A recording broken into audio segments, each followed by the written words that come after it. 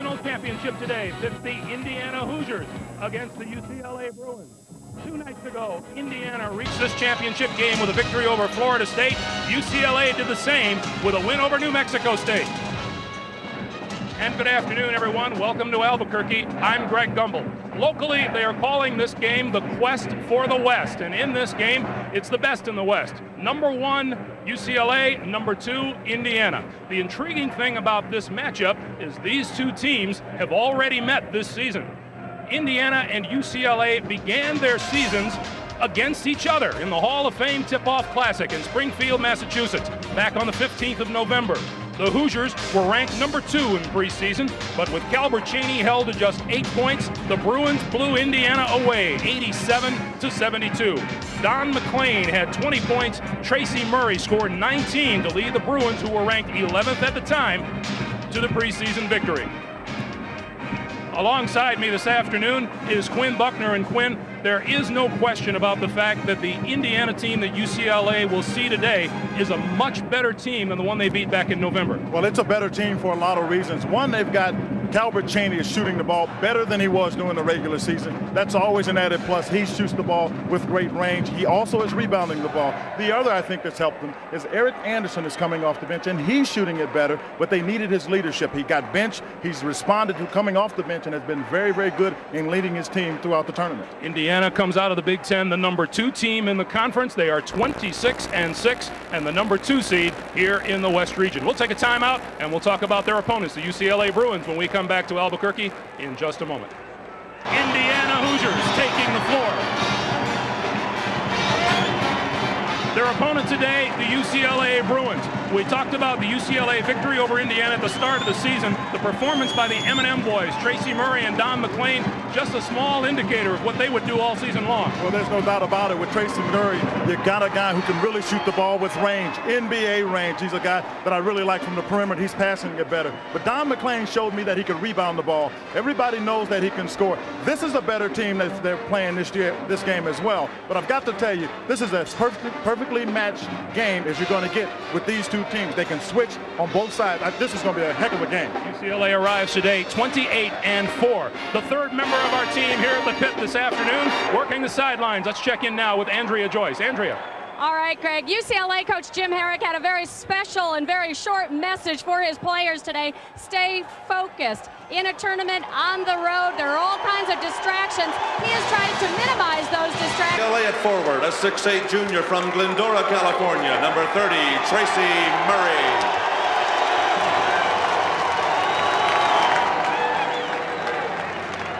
For Indiana at forward, a 6'9" freshman from Carmel, Indiana, number 44, Alan Henderson. For UCLA at forward, a 6'10" senior from Simi Valley, California, number 42, Don MacLean. For Indiana at center, a 6'8" junior from Chesterton, Indiana, number 24, Matt Nover. For UCLA at guard, a 6'5" junior from Inglewood, California, number 23, Mitchell Butler. For Indiana at guard, a 6' junior from Peoria, Illinois, number 21, Chris Reynolds. For UCLA at guard, a 6'4" senior from Merced, California, number 12, Gerald Madkins.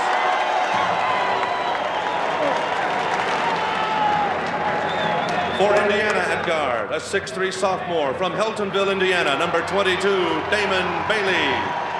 For UCLA at guard, a 5'10" freshman from Long Beach, California, number 11, Tyus Edley.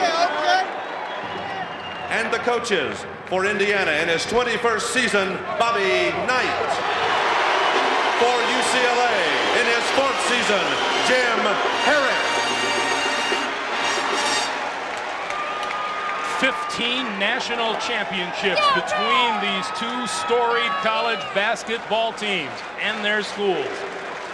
Bob Knight owns 3 of them. Jim Herrick looking for his first. Our officials, John Clockerty from Raleigh, North Carolina, David Hall from Denver, Colorado, Andre Patillo from Atlanta, Georgia. This is a game, as I said, Greg, this one is pretty evenly matched. I think that you're going to see both teams, because the heights are so similar, get a lot of switching, which is something that Indiana doesn't do a lot of. They may switch with the big guys coming out, because the big guys coming out on UCLA's team can shoot the jump shot. You've got to be aware of that. UCLA feels that they have the same kind of match. The real matchup is going to be, I think, Matkins against Calvert Chaney, because if you can shut down Chaney, you can shut down the majority of the Indiana offense. Gerald Matkins as being the big defensive stopper for the UCLA Bruins in their road to this championship game. They knocked off 16th seed Robert Morris, number 8 seed Louisville, and the number 12 seed New Mexico State. Indiana is here with victories over Eastern Illinois, LSU, and Florida State. UCLA, the number 1 seed in white. Indiana wearing the familiar red. Greg, you've got to know these kids from UCLA, Tracy Murray and his teammates, they know they have an opportunity to make this a successful season. They played Indiana. They know that not only is Indiana better, but talking to some of the players, they feel that UCLA is a much better team as well. Nover and Butler wins the tap for the Bruins. Matkins and Tyus Edney are in the backcourt for the Bruins. MacLean, Murray, and Butler up front. Want to keep an eye on Matt Nover. He's guarding Don MacLean. You know MacLean can get inside and post up, and that's why Nover is guarding him. MacLean now double teamed outside. Matkins for 3, and that's way off the mark and out of bounds to Indiana. Well, Greg, first of all, Gerald Matkins he could have taken a dribble and got an easier shot. That was an NBA three-pointer. You'll see a little bit of the jitters here at the top. Chris Reynolds with the basketball and Damon Bailey in the backcourt for Indiana. Bailey into the lane. And Chaney chases it down for the Hoosiers. Yeah, Indiana, as you may or may not know, starts slow. Here's a matchup I think is interesting. Damon Bailey has got to make Tracy Murray play defense. You know Murray can score. Make him work on the other end. Henderson missed the shot, and the whistle down low is on Matt Nover, number 24. That was a great call because the ball was away from the action, and John Clarkity was right there, and he got Matt Nover holding.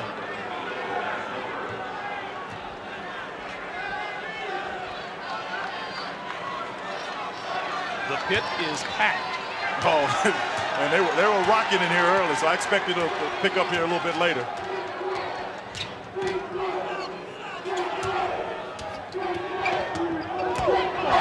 Matkins looking for the cut that never came from Mitch Butler. There was just a little bit of miscommunication. A little bit out of sync, I think, are both teams. You notice the ball isn't touching 4 or 5 people's hands, and I think that's important when you come out early, just so everybody can get the feel, get out of a little bit of the shakes and the shivers.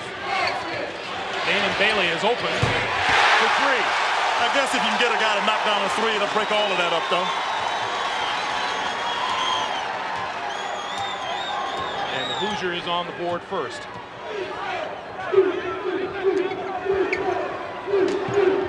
See, Indiana is trying to get somebody down on Tracy Murray right away. Gerald Matkins makes that shot. That's going to free it up down low for MacLean.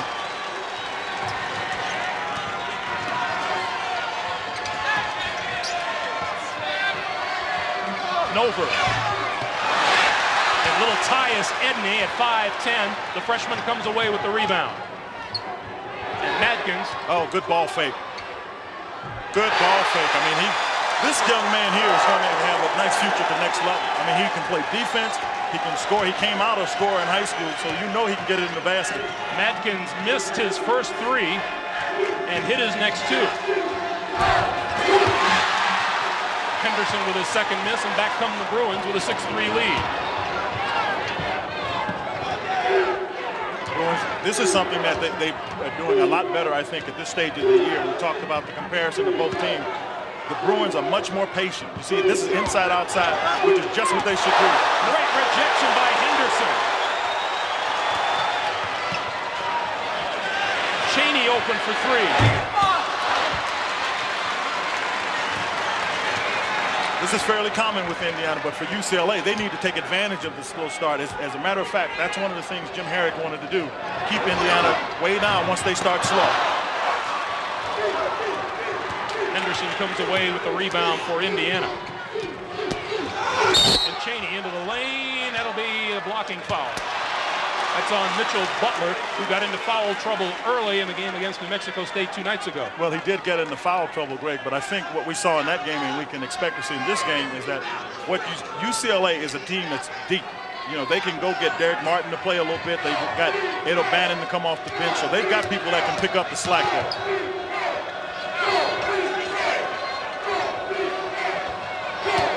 Two players I would really work to make play defense. As you see Calvert Chaney knock it down, is Murray and McLean. And on the other end, I'd make Calvert Chaney play defense so he's not getting jump shots or he's not as springy because he had to work on the other end. 6-5 Bruins. 16.5 minutes to play, first half. West Regional Championship. The winner goes to Minneapolis. That's on the ball. Travel violation. That's why I think that one of the players that may become important is Derek Martin, because with Edney, he may start too far, one dribble too far, and then he loses his pivot, goes down, and that official makes the appropriate call. But with Edney, he's a young player, so he may make some mistakes like that. You can't afford many a game for a regional championship. Edney has only been a starter for UCLA since the tournament began. This is his fourth start, and Chaney went right around his man and then missed the layup. Got indecisive as to whether to dunk it or lay it in. Get to him. Edney, and that's the second block of the game for Henderson. Reynolds to Nover. Offensive foul. I think they took the basket away too.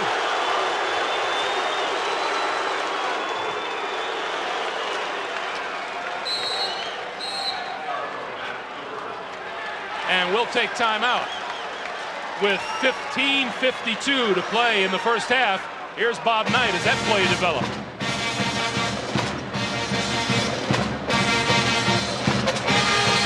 Be able to get people to protect the basket because you know it's going to be difficult. If you get one on Tracy Murray, that forces him back out on the perimeter, and now you've got to look for him inside because Alan Henderson has blocked 2 shots. When you go to the basket, people will look for Henderson, and let's watch and see if UCLA does a good job of getting it to his man. Henderson, a 6'9" freshman, and Bob Knight has already made 2 substitutions into the game.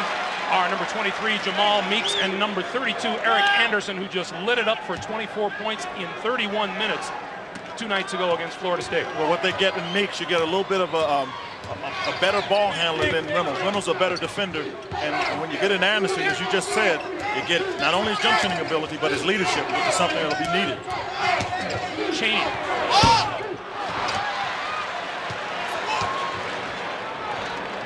UCLA quickly ahead, and Butler will now slow it down. Got Eric Anderson now guarding Don MacLean.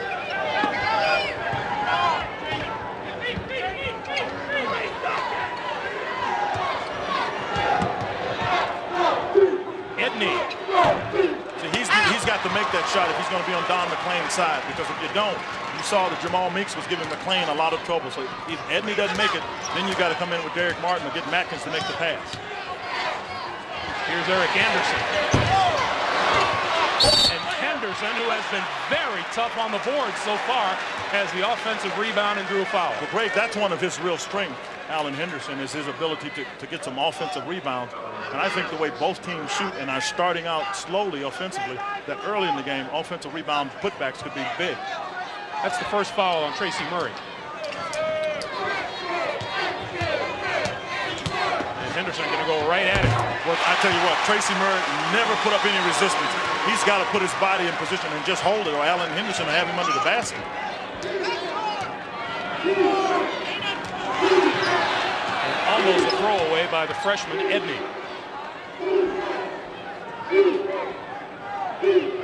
MacLean yet to get on the board. And Murray spins inside for 2.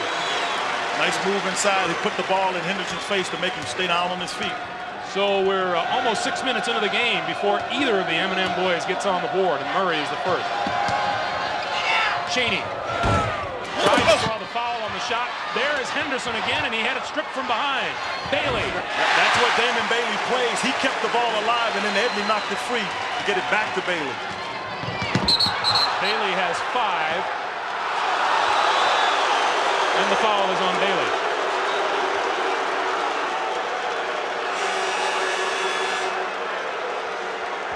They're going to give Damon Bailey a break and bring in Greg Graham. Very good athlete, can score. He played, I thought, pretty well when they played the game on Thursday night. So he can come in and bring a little bit more athletic ability. And Jim Herrick is making a substitution, a good one, with Derek Martin. And he also brought in Ed O'Bannon. With Martin, a little older player, with O'Bannon, you get an athlete and a 6'8", 6'9" athlete at that. O'Bannon's going to be a great player when he gets his confidence. That confidence lacking because he's really seeing his first solid action since surgery on that knee a year ago in October. See, Indiana is switching. When MacLean comes out, they let Calvert Cheney stay on the top to guard him. Matkins, three-pointer on the way. And another rebound for Henderson.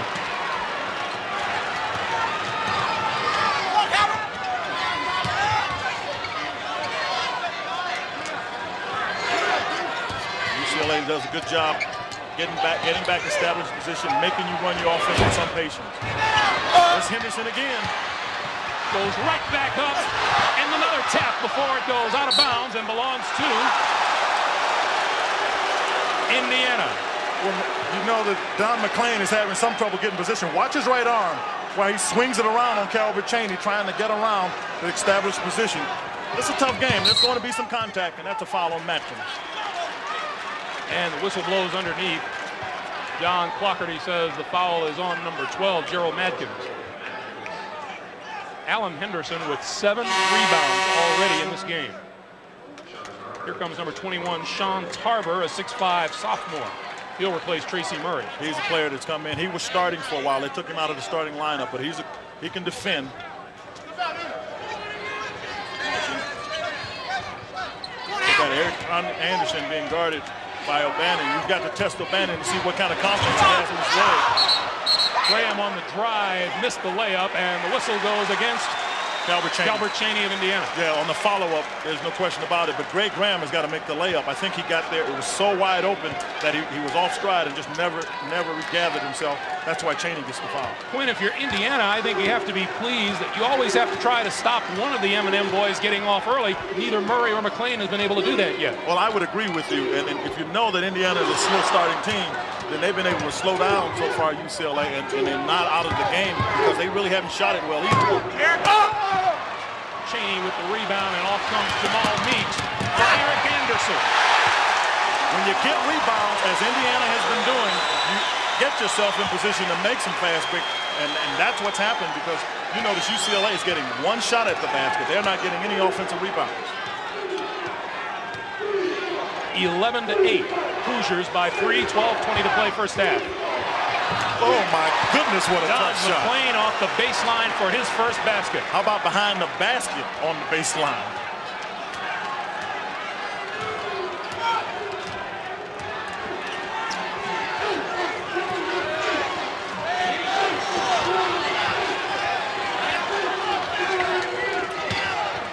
Cheney. See down there, Matkins has got to move him off the block. Because you know Cheney has range, but he's more comfortable to me with his turnaround because he gets a rhythm. Winner of this game is the first team into the Final Four. Later today, Duke against Kentucky. Anderson takes it away from MacLean. I think he may have gotten away with a foul on that one, Greg. Well, it might have been a takeaway, but it might have been a foul. They got Matkins on. Oh, they just switched it back. Henderson. What I was about to say, Eric Anderson was being guarded by Matkins, and when they switched it, they couldn't get Matkins away from Eric Anderson. That's how he was able to get his hand on that one.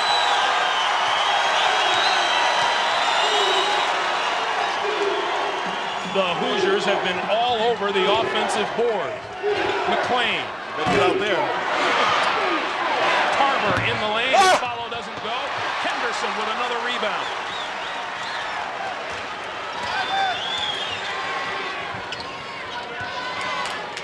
These teams have been going at a nice little clip. You'll have to watch the turnovers right about now because guys are tired.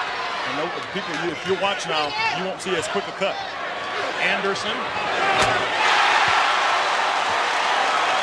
Great read off of the pick. The defender went on the high side of the pick, and if he goes the high side, if you go underneath, you drift back to the corner. That's what Anderson did. That's how we started off the game on Thursday with the same play. UCLA trails by 7, 10-15 to play first half. MacLean.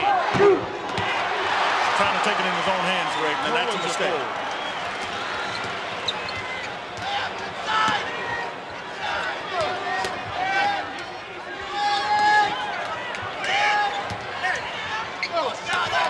they've got is Eric Anderson being guarded by O'Bannon, and O'Bannon's trying to make sure he can help out.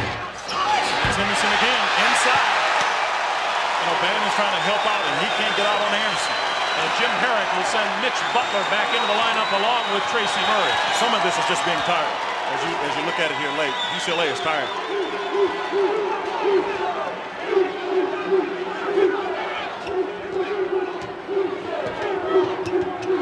MacLean again. And great position inside and reaching in for the foul, Sean Tarver.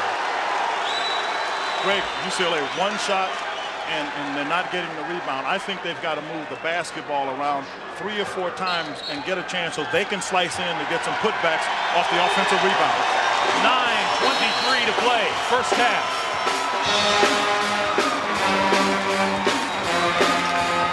So well outside that you've got to be concerned about them out here. If you watch, everybody takes a run that way and then letting Alan Henderson just slide right through the middle, enabling him to get an offensive rebound.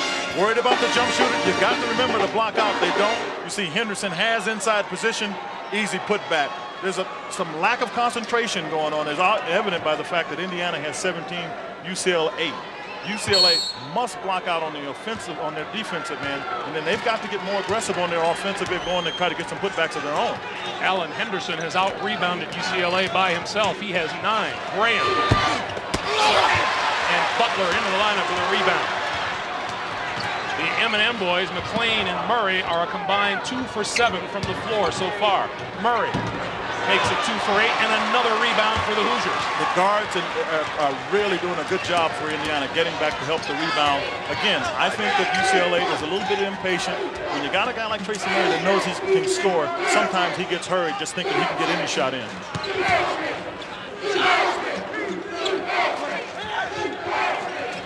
Bailey off the screen. Those screens are the reason Indiana gets to shoot a lot of foul shots. Most people are not accustomed to hitting solid screens the way Indiana does them. And later in the game, we'll have to watch. That's when people try to run through them and get called for fouls. Good screen got Bailey open on that one.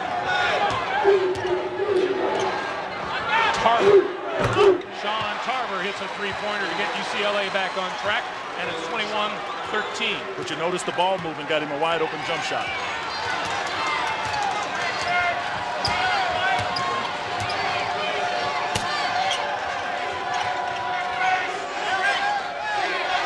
Good fake by Anderson. And he draws the foul from Mitchell Butler.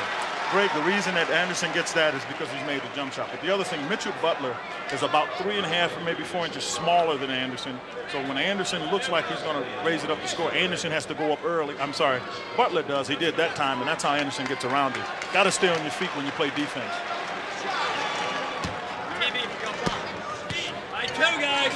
You see the stitches in Eric Anderson's chin. He suffered that in a collision in the Florida State game 2 nights ago and played a little bit of the game with some blood dripping from his chin. Just a moment, you're talking about a collision with the floor, let's say. 3 number 1 seeds playing in regional finals. Duke will play later today. And we'll take a timeout with 7:58 to play in the first half, and Indiana leading it by 10. 1 seed UCLA, number 2 seed Indiana, playing for the West Regional Championship. Later, it'll be number 1 seed Duke against number 2 Kentucky for the East Regional title. And the winners of those 2 regions will play each other in Minneapolis next weekend. See Don MacLean getting a little bit of a rest. He's 1 for 5 and has 2 points. And one of the reasons Indiana has this lead is that 16-4 rebounding. They've been able to do that. Derek Martin rejected by Eric Anderson. Bailey in the lane. If you're playing defense, the number 1 thing you've got to do on a fast break is stop the ball. UCLA has a very small lineup in here, if you will. They've got Mitchell Butler and Sean Tarver at about 6'4", 6'5", and then they've got Martin, and rebounding is where they'll get hurt. 3-on-2. Chris Reynolds.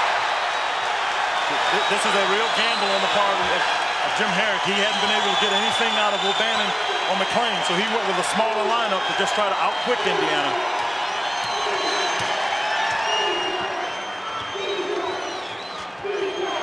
The question is now, you know that Tracy Murray is going to get his points. They've got to find some other options because, you know, Indiana will pay particular attention to Murray. Madkins and MacLean set to come back on the next whistle. The shot clock is down to 14 seconds because they don't have any other options. Edney, three-pointer around and out, and that's out of bounds to UCLA. When you get the ball on the break, you've got to be able to get it to the center the ball right away. And now you make Edney, number 11, make a decision. Forced it to him early. Edney tried to get the charge, just not there in time. But you always center the ball, keep it in the center of the court to make the defense react. You see, with MacLean and with Madkins back in, then Bob Knight gets a little taller by bringing the freshman Alan Henderson back. Brings him back in. MacLean comes in because Jim Herrick saw he just didn't have any offense going out there. Here's MacLean. And the tap in is good. And one of the few offensive putbacks that UCLA's had all afternoon. 27-15, 6:20 to play.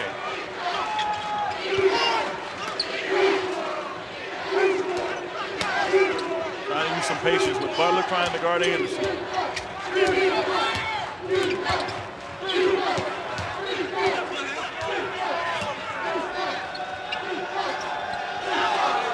Indiana with still plenty of time left on the shot clock. They've got 16 seconds. I think UCLA is doing a good job. They're making Indiana keep the ball. The ball has never gone to the left side of the court. And that foul is on Anderson. Block out by Butler, but UCLA did a good job keeping the ball on one side of the court. And if you don't swing it, you got very little chance for the help side to be open, and you can position yourself to get some easy baskets. That's why the long jump shot. Bob Knight winning 3 national championships in 1976, 1981, and 1987.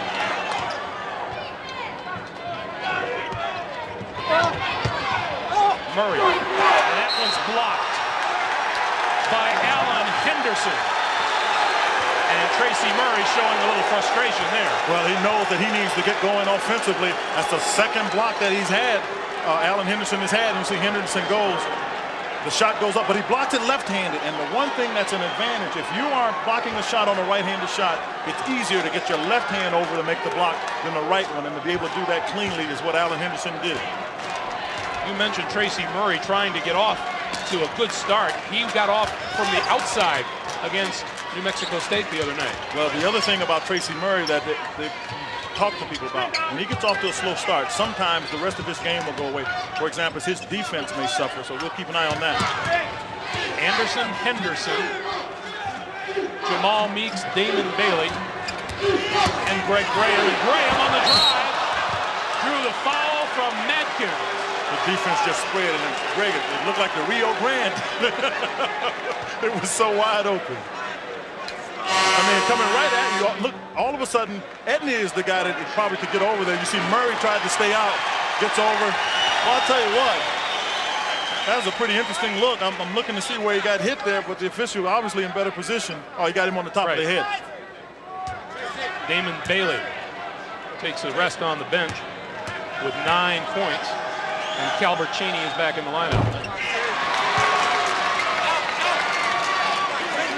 With Damon Bailey out of the lineup, we obviously lose, I think, some ball handling and just some general skills of dribbling and what have you. Calbert Cheney, you know that he's going to try to get on track, because if you switch one of the smaller players on him, he's just going to post him up. 5 minutes to play, first half. Madkins. And that's just awful transition on the part of Indiana. Good push-up by UCLA, good recognition. 28-17.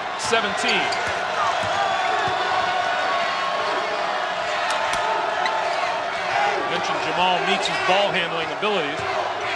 Cheney on the baseline. And MacLean fouled by Henderson. And he got MacLean for taunting. No, I believe he got Jamal Meeks. Oh, did he get Jamal Meeks for it? Well, I tell you should have. If you go back, Don MacLean on the play. Now, you watch this. Inside, all right, there may be some contact here, but Don MacLean tells him to get away from him very emphatically. And Jamal Meeks heard it. And everybody knows Don MacLean has a tendency to do that kind of thing. No American pie at all times on the court? No, he's a competitor. Sure. He competes, and part of what he does is he talks. Now watch, you'll see it right here. Watch him. That's when Jamal Meeks came back and stepped between Henderson and MacLean. Well, John Clarkerty got right in on that, but just prior to that was when Don MacLean had started, because I just happened to be watching him just to see his reaction to the play.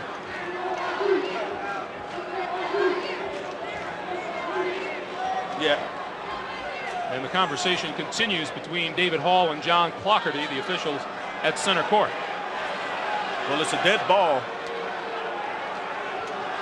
It's probably a technical on Meeks. Yeah, it looks that way. They're giving him 2 shots. Did they call a double? They may have called it on both.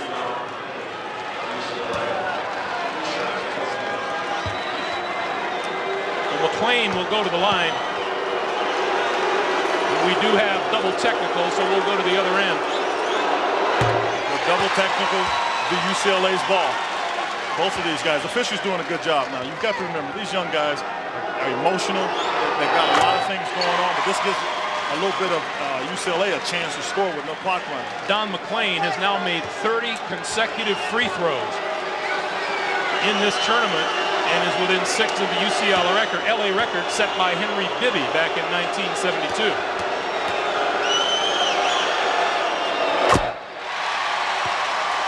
Calbert Chaney, an 80% free throw shooter himself.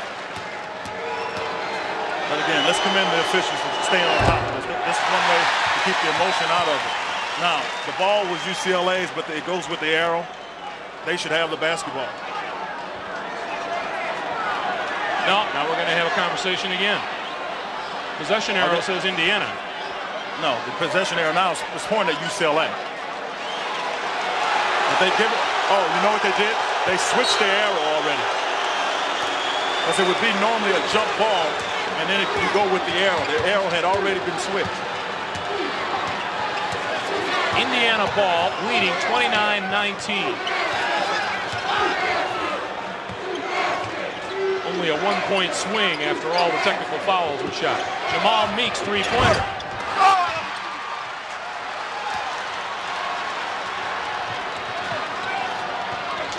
This is the guy that wants to step it up right here. Tried to get his own rebound and couldn't, and here come the Hoosiers. Well, there's a gamble when you do that. You leave your man open right here. You got to be careful of going at your own shot when you're the last guy back for defense, because if you don't, your man is starting in the other direction. They just called a foul on Joel Madkins trying to get position inside on Greg Graham.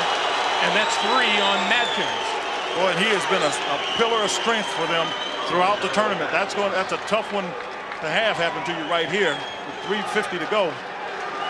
He's their best defensive stopper. Sean Tarver can be one, but Madkins has the confidence to stop.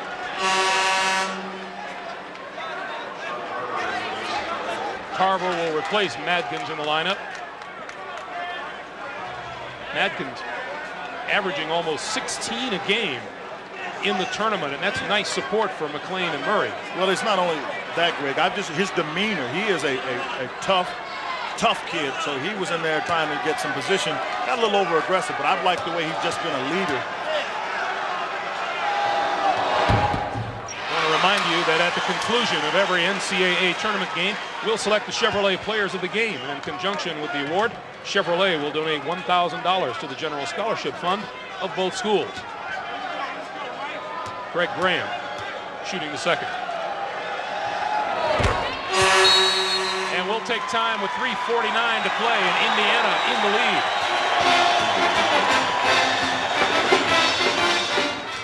Joyce back at the pit, 33-19 Indiana. Quinn, UCLA just isn't getting anything off its bench. Well, they haven't this game. They had 15 points off the bench on Thursday, and that's been part of the problem. And one of the guys that really hadn't been able to get into the swing of things on the bench was Derek Martin. I thought he was really good for him. He doesn't have any production of substance as of yet. By comparison, Eric Anderson has scored 10 for Indiana off the Hoosier bench. They call that a block against Mitchell Butler. He tried to set a pick as one of the UCLA players was making the cut, and the official called the block. That's 3 on Butler. So Madkins and Butler each with 3 personal fouls now. You know, we're talking about the UCLA bench, Quinn.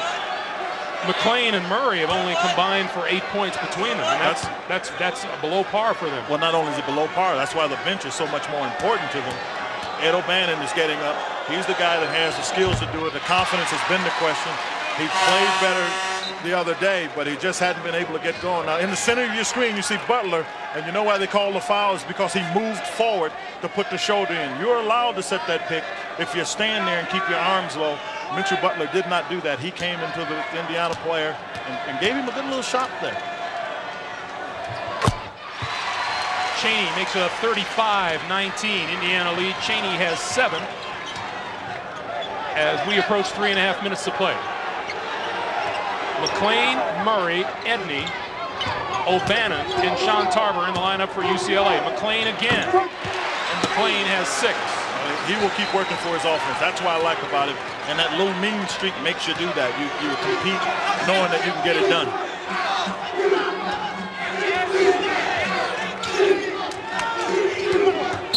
He's calling an offensive foul. And that'll be on Henderson. That should be his second. A little bit of that is Jamal Meek's fault, because one of the tough plays to make is to slide the ball right down the lane. What you've got to do is move over about 3 steps on the foul line and then make the pass, and then it comes right to Henderson, and he doesn't get the foul. Only 2 turnovers here in the first half so far for Indiana. UCLA has turned it over 7 times. And Henderson to the bench, Matt Nover onto the floor for the Hoosiers. And here's the freshman, Ed O'Bannon.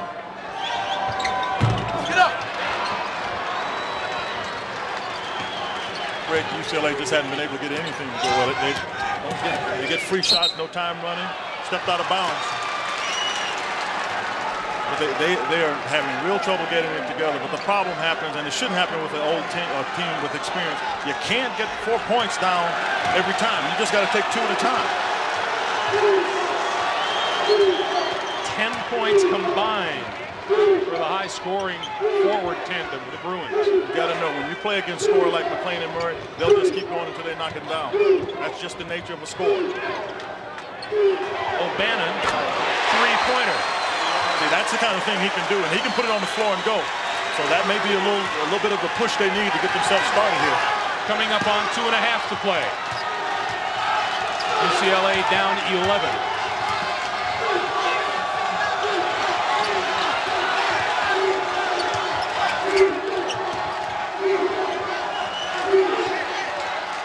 Got Chaney or Anderson at the top of the key handling the basketball. Indiana is not at their best. Anderson gets the roll. That's where they need to be, down on the block. And UCLA were forcing them up to handle the basketball. Anderson has 12. Indiana has a 13-point lead.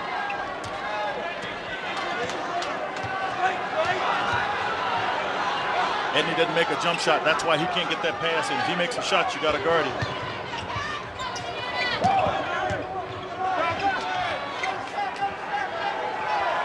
Edney will start it over from the top. And Murray fighting for position with Nover down low. He's fighting for position, but there's no perimeter shooting on the part of UCLA. You let Tarver go to the basket, there's no perimeter shooting at all. Tarver cuts Indiana's lead to 11. He has 5. And we have 1:20 to play. Edney's going to take this ball one time from Greg Graham, because Greg Graham doesn't look very comfortable handling it. Chaney on the move on the baseline.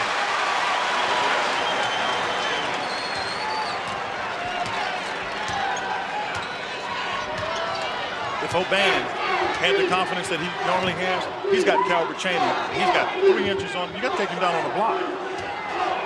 O'Bannon instead setting picks at the top of the key. Yeah, he's got to get himself more into the game. Edney for O'Bannon. And the foul is called.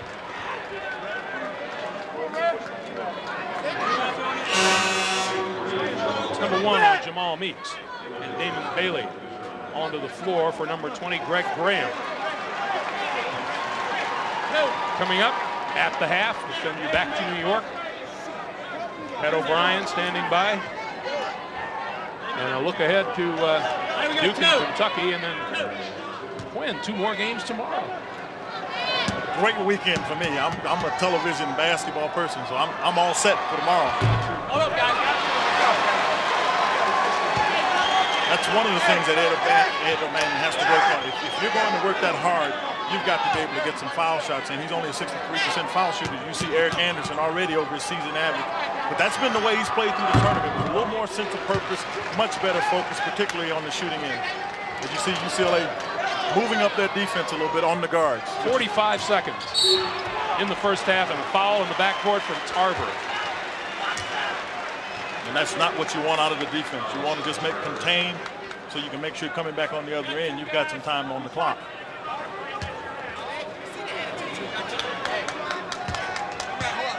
This UCLA team has a reputation of being streaky and having its highs and lows, its peaks and valleys.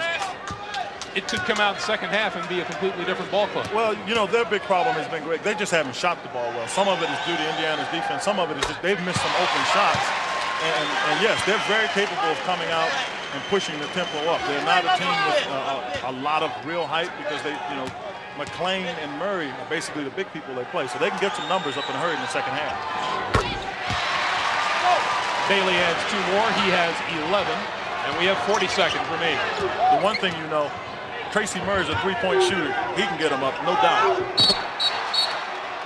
Andre Patillo blows the whistle on Eric Anderson. Eric said, "What?" Bob Knight says, "What?" Well, Eric Anderson tries to front Don MacLean. There's a lot of moving around because I was looking at the play. You see right in the center of your screen, you see Eric Anderson, 32. He's got his arm up. They call a foul. That's our analyst, Quinn Buckner.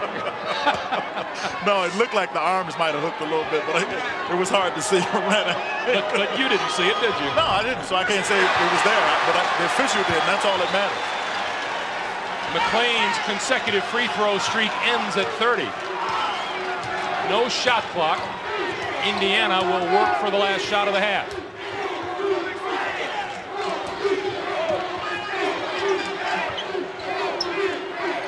Well, all of the guys have been shooting it pretty well. If I'm looking to get it to anybody, I want to get it to Calbert Chaney because I know that he can put it on the floor. Bailey, three-pointer out of the corner, got it! Edney at the buzzer. Oh, and it's down! Yeah. Tyus Edney at the buzzer after Bailey hit the 3 out of the corner.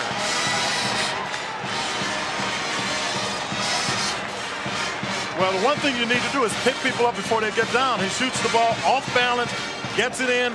Now this is good for UCLA because it gives them some hope for the way they've been shooting the ball. Now they get one that bounces in with a shooter's touch. That's the end of the first half with the score Indiana 44, UCLA 20. Signed, and CBS Sports exclusive coverage of the NCAA Basketball Championship continues after this message and a word from your local station. CBS Sports exclusive. The Hoosiers up 44 to 29 at the half. And hi again, everybody. I'm Pat O'Brien. He's Mike Francesa. He's Digger Phelps. And Indiana is focused for this game. They didn't shoot well coming out of the box, but once they got it rolling, killed them. Front line scoring 25-10. Rebounds, Digger 23-14. And they got your guy, Damon Bailey, in the game early. If you look at Indiana, when they rebound against people, they concentrate and they beat people offensively. Henderson did a great job blocking shots on the board, scoring offensive tips, the balance in the front line, scoring, Bailey scoring, Eric Anderson scoring. chipped in with 12. How does Harry get the Bruins back in? Well, you got to tell MacLean and Murray, the M&M guys, get it done. They're 4 for 13 from the floor. They have to do it. Reminder that still ahead at 7 o'clock Eastern time, Kentucky and Duke in another showdown of number 1 and number 2 seeds. Christian Laettner paces the Blue Devils, of course, and To 10 national championships in the 60s and the 70s. Now, he hasn't had a whole lot of time to watch the game in the first half because he's doing a book signing at an LA bookstore. But he said if he were down by 15 points, the key would be patience. And that should be the message out of the locker room, not to try to make up the 15-point deficit too quickly. Back to you guys. All right, Andrea, sometimes statistics don't tell the story of the game. However, in this case, I think the first half stats do. Indiana ahead in the field goal percentage. The front court scoring, they are dominating the UCLA Bruins. And maybe more than anything else, the rebounding tells the story, Quinn. Well, I think that's absolutely the case because a lot of the rebounds for Indiana have been offensive rebounds that they've been able to put back in the basket. But what we really talked about when you talk about Murray and MacLean, they had 22 points in the first half of the game on Thursday. So they've got to get on track. They only had 10 in this game, so they've got to get going offensively. One thing that you do know is that this UCLA team can put points on the board in a hurry. Interesting note that in Indiana's 26 victories this season, they've held their opponents to an average of 28.3 in the first half. UCLA scored 29. So that's a shot that you want to try to stay away from if you can, if you're UCLA. Even though it's a wide open jump shot, you shoot it with still 20 seconds to go on the 45-second clock. You can work for a longer period of time and get a better shot. Oh my goodness, he got it in? And the foul is on MacLean. I didn't think he had a chance to get that one in. Bob Knight starting Jamal Meeks along with Bailey, Cheney, Henderson, and Eric Anderson. Well, you see, he puts it up and then is able to bring it back a little bit because once you get the hand on the arm like that, what Alan Henderson did was draw it on a little bit more and then just power it through on Don MacLean. I didn't think he had any chance to get that shot off. But that's where UCLA should be going with the basketball. Inside, trying to get some basket, or maybe getting a basket and a free throw. As you just see a nice hand there by Damon Bailey.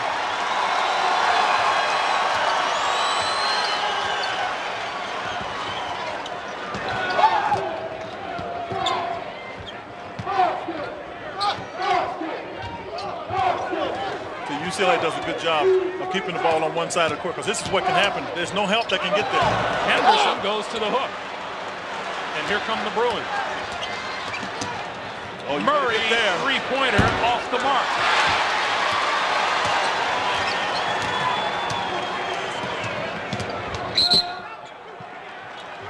Tracy Murray comes into this game shooting 62% from behind the three-point line, but has not shown that he can hit it here so far today. But one of the things that is always, not always, but it's a little bit of a knock on Tracy Murray. If he doesn't get off early, he has a tendency to struggle. As you see, Mitchell Butler has picked up his fourth foul. They've got to get him out the game. But Tracy Murray has to learn if he wants to go on to the next level. Yes, you'll miss 2 or 3, but with the kind of shooting ability he has, you've just got to keep taking your shots, but in the flow of the game. I didn't think that shot was in the flow. He was number 1 in the Pac-10 during the regular season, shooting 52% from the field. Eric Anderson. I got it! And O'Bannon saves it. Mitchell Butler on the UCLA bench with 4 fouls. MacLean tried to dish it off. Murray has the loose ball, and he's fouled and will go to the line. Greg, that's the first time UCLA has pushed the ball up the court like that. They're good enough that if they can push it up, that Edney may be able to break Indiana down a little bit and get some passes like he did to MacLean. That's number 3 on Alan Henderson.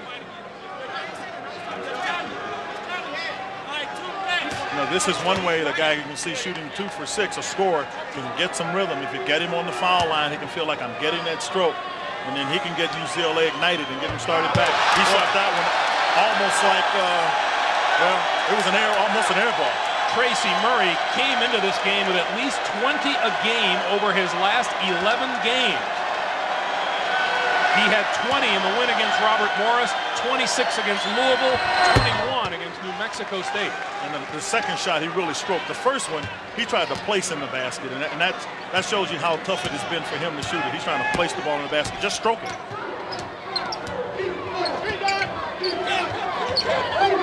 16-point Indiana lead.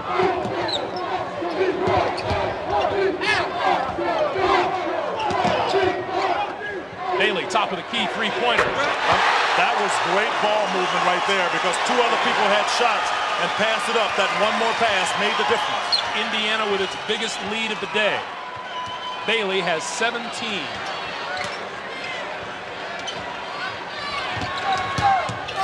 And Murray inside for 2. And that's swinging the ball from the strong side to the weak side. Alan Henderson, having picked up his 3rd foul only moments ago, cannot afford to foul Tracy Murphy. I'm telling you, I think that foul shot, now the shot inside, may get Tracy Murray heated up to go. Murray with the steal. Yeah, he's sharper now. 3-on-2 for UCLA. Edney. He's sharper. Remember, as I said, when Murray scores, he does a lot better. When he doesn't, he tends to back off defensively.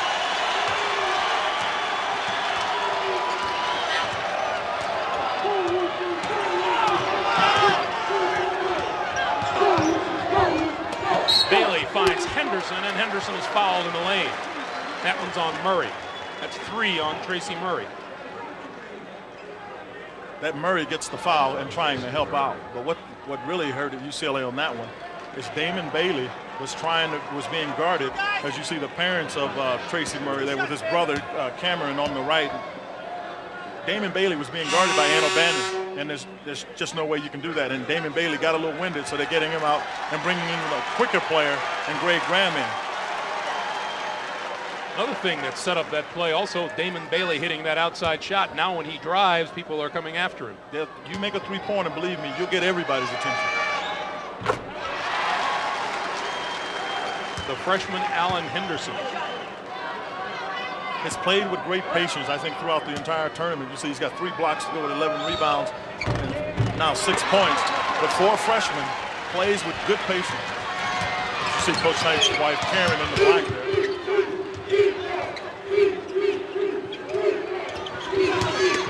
Murray. And Murray starting to heat it up, and a nice feed down low from Matkins. Well, you've got to look to make a change, I think, defensively. One of the options is you get Alan Henderson off of Tracy Murray because the 3 fouls won't allow Henderson to play aggressively defensively. Matt Nover set to come in for Indiana at the next whistle. And I would be willing to bet he'll come in for Henderson or somebody that'll allow them to guard Murray a little more aggressive. Cheney looking for room on the baseline, stepped out of bounds. And Nover does come in for Alan Henderson.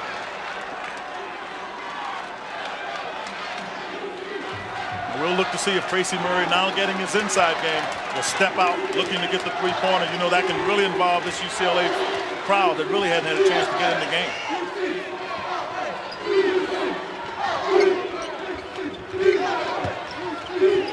Edney, 3-pointer. And Murray on the offensive boards got the bucket and the foul. You can see he's come alive. He's got that fire back in him. That's why a good scorer, you don't like to let them make any kind of baskets, particularly get to the foul line because they get their confidence. See Murray fights from the outside, gets away with a little bit of a throw, but that's all right. They didn't see it. Let him play. Able to force it up and get it back in the basket. 3rd foul on Matt Nover.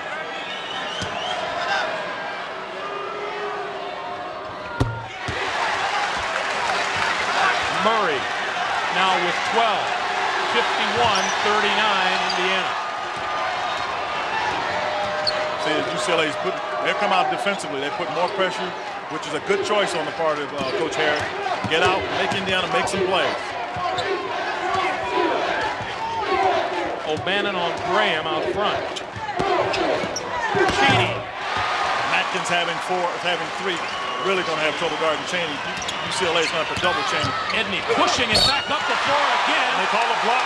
The basket counts, and Edney will go to the line. Well, that's what I said. UCLA really hadn't pushed the ball up at all in the first half. Edney is the one guy that can do that. You're watching the pressure right here, and trying to get over there and establish position was Calbert Cheney. He never made it. Edney gets in and looking to complete the 3-point play. But that's the pressure pushing the ball back up. And you can sense that UCLA is starting to get their rhythm the way they like to play the game. A little bit more up-tempo than it had been going. The lead was 19 2.5 minutes ago. Edney can cut it to 11. Tracy Murray, he kept that one alive. 53-41, Hoosiers. Nover on the nice pass from Jamal Meeks. That time Indiana pushed it up, and UCLA didn't get back in defensive transition. Nover's first basket of the day.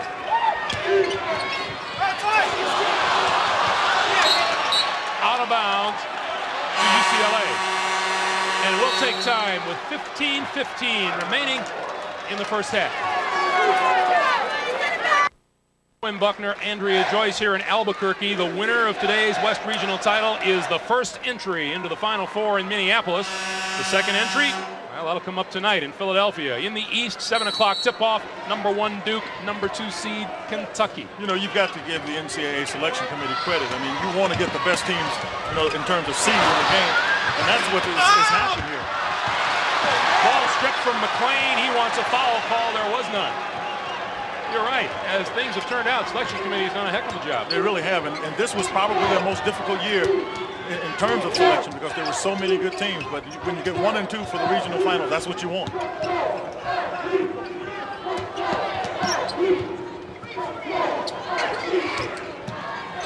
Eric Anderson, three-pointer. Well, I knew coming out of the timeout that Indiana was going to be patient. I didn't think the three-point shot was going to be taken, but they were really patient, and I thought they were getting some good defensive pressure on the part of UCLA, too. Anderson has 15. MacLean.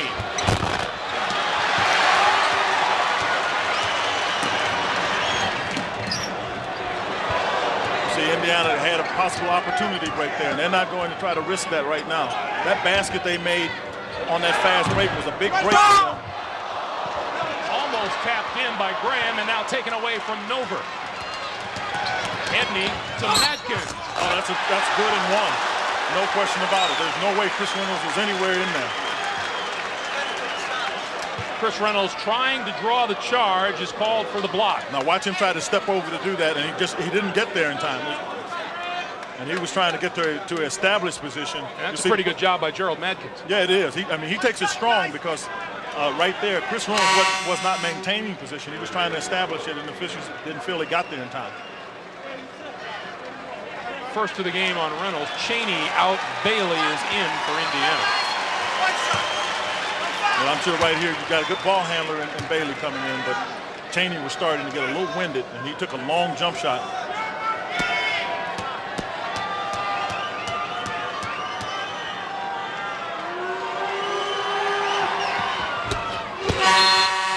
Makes it a three-point play, and off the UCLA bench comes Sean Tarver. You know, mentioned Philadelphia just a few moments ago, and while I'm thinking of it, our director, Sandy Grossman, his son Dean is laid up in Philadelphia, feeling a bit under the weather, and we want to send along our best wishes to Dean. Absolutely. For a quick recovery.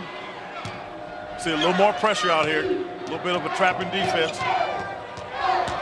Damon Bailey penetrating and feeding Nover. That's an immediate effect of the change that was just made. Coach Harrod got caught when he made the change to get Madkins out. All of a sudden you get Bailey and a better ball handler than you have on the part of Calbert Cheney, and it worked to Indiana's advantage that time. Oh, he turned his ankle. And Murray has grabbed his right foot. That's already got a band on it, and he rolled it. It first looked like he slipped when he went down, but obviously turned it. Watch the left ankle. Watch it when he comes down. Sorry, it's the right one. You see right there, he stepped right on Chris Reynolds' foot. Boy, and it just gave. He's got a big wrap on it already. But he knows how important he is to his team now. We'll see whether or not this slows him down because he was scoring pretty well. He was like 3 for 4 in the half. 8 second-half points out of his total of 12. They're going to find out. They're going to try to dump the ball into him. With his own rebound, back outside, Edney's three, in and out. But they're getting some second shots opportunities.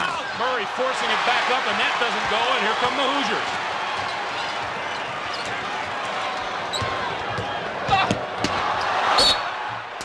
Good move to the basket by Chris Reynolds, and he draws the foul. It's a strong move. The defense has got to do a much better job on the UCLA's part of stepping over, cutting people off. Chris Reynolds went around, and O'Bannon never did anything to get there, but he got the foul. You see some substitutions being made. Tracy Murray going out with his 4th foul.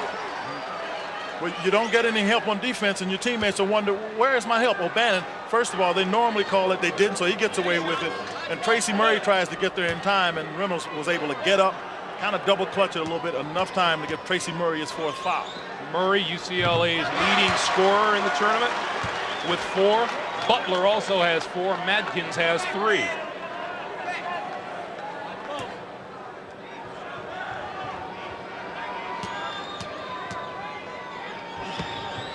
Chris Reynolds shot 56% from the line during the regular season. He hit 2 out of 2 that trip. He stroked those like he knew how to be a shooter. Now you know that the guy that's got to get the ball, if UCLA's going to be able to break the slide here a little bit, is Don MacLean. And in order for them to do that, they've got to move it around because MacLean has got Reynolds on him. They got to get him the ball. Martin with the loose ball into the lane. Wild shot.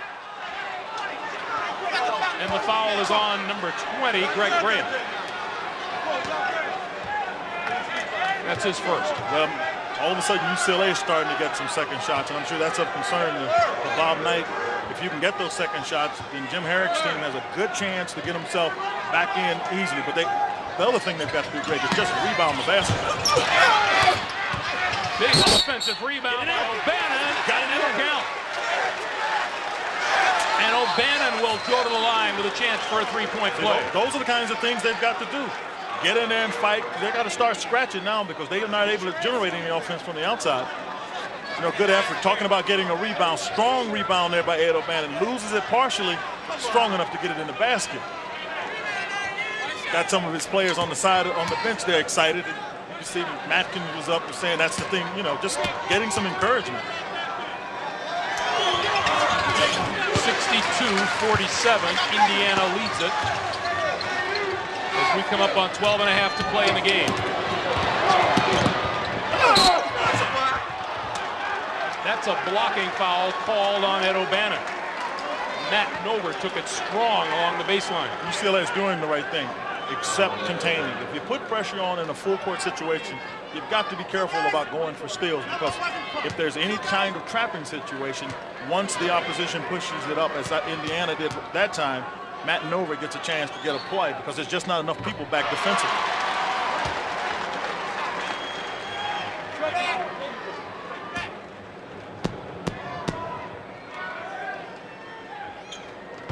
Indiana now 16 for 19 from the free throw line. One of the things Indiana routinely does is they outshoot their opponents from the foul line. They've made more free throws than their opponents have even shot. Derek Martin fouled as he tried to get past his man Greg Graham. And that's 3 on Graham. Well, for UCLA, that's good because that's the penalty. You get the 1-and-1 right here, so that's good. They get a chance to score without time going off the clock. This series, this UCLA-Indiana series, is tied at 5. They've played 2 tournament games, and each team has won 1. I remember playing them in the, back some time ago, that is, 1976, in the semifinals of the Final Four. They had Marcus Johnson and Richard Washington, and they were always a team that you had to be aware of because they had all those great players. Fortunately for Indiana, that the guys were able to pull it off. 65-51, your team won that game. I don't remember scores. I remember who won and lost. I have no idea about scores. Tracy Murray with 4 personals back into the lineup. Don MacLean will get a rest. Just get MacLean a break here. He needs a breather. And Jim Herrick stepping up the defensive pressure even more.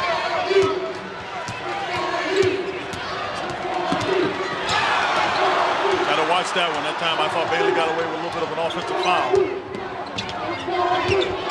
Nova right around O'Bannon. Boy, O'Bannon just never moved. I mean, Nova is a little bit deceptive. And O'Bannon, I thought, would be able to get back to him, but he just never moved his feet. Tracy Murray's in the game, and you know why he's in there, and I'm sure Indiana will be aware of that. Fighting for position down low with Nova on his back. You got that shot right there. We talked about it. Martin had made it. O'Bannon. And no one underneath for the Bruins.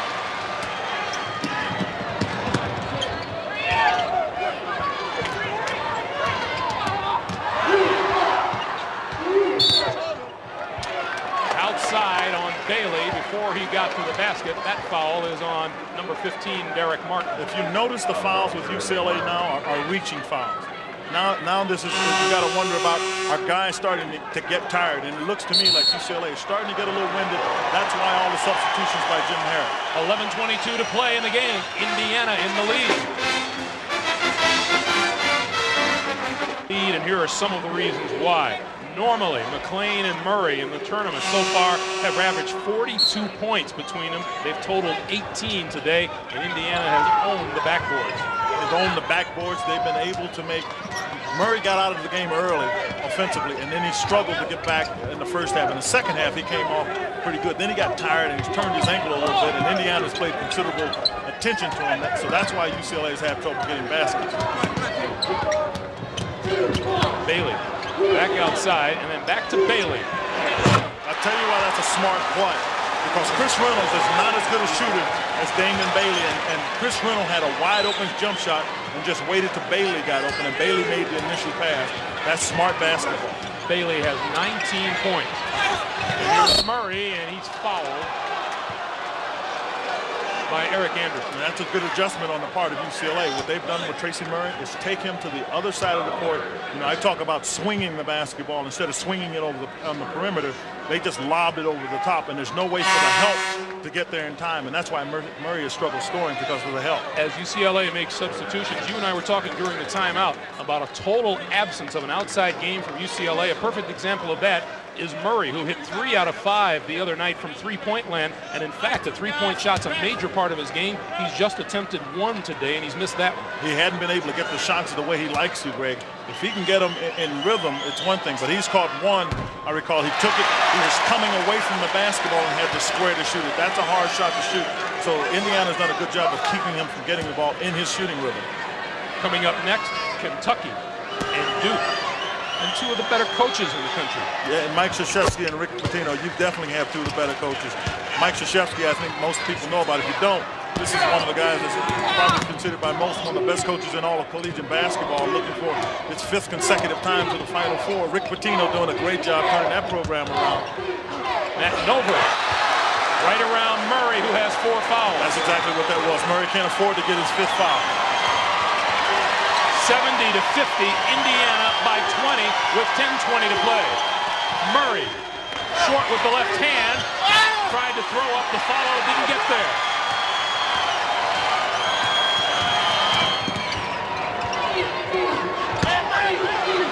Indiana going right back at Murray.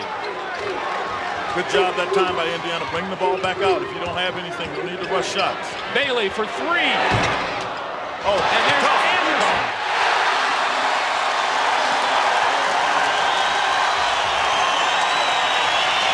Oh boy, is Edney quick or what? Murray, 3-pointer. That's short, that's an air ball. I mean, from the time it left his hand, that ball had no chance. He's looking at the official, looking for a foul call. Jim Herrick looking for something. He hadn't been able to generate that. Jim Herrick has not been able to generate any offense. And in talking to his staff, they felt that defensively they would be able to have some switches and get some things to go for them, but they haven't been able to get switches and steals so they can go and get some easy baskets. Sean Tarver in for Tracy Murray.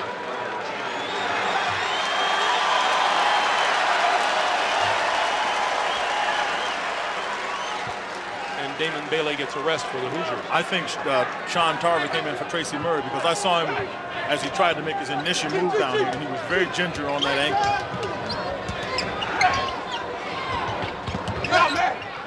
Nova trying to be a star. I mean, that's a power jump hook. Nova has 12. Now remember, this is the guy that got 13 points as they played against LSU with Shaquille O'Neal, so he obviously has a lot of confidence in his ability to score. MacLean gets the bucket. And that's his first bucket this half, so you know, he's somebody that has sorely been missing. We talked about him at the top of the show. His club here is down 18, so they've got to get him in the offense. They didn't do a very good job of it in the first half. UCLA just 2 of their last 12 attempts from the field. Nover again. Here comes Madkin. And Edney down low. Understandably trouble with the shot. You've got to be able to get that one in the basket. If you don't, there's no need to take that kind of shot. Cheney. I don't have to tell you, that's when Indiana rolls. You know, they start slow, but when they get in the rhythm, they start rolling. Coming up on 8 minutes for the game. And UCLA standing around on offense. Madkins for 3. And that's what he hadn't been able to do. Now you can get Don MacLean on this side, and you've got to honor him. You can get the ball back inside. Madkins has 14.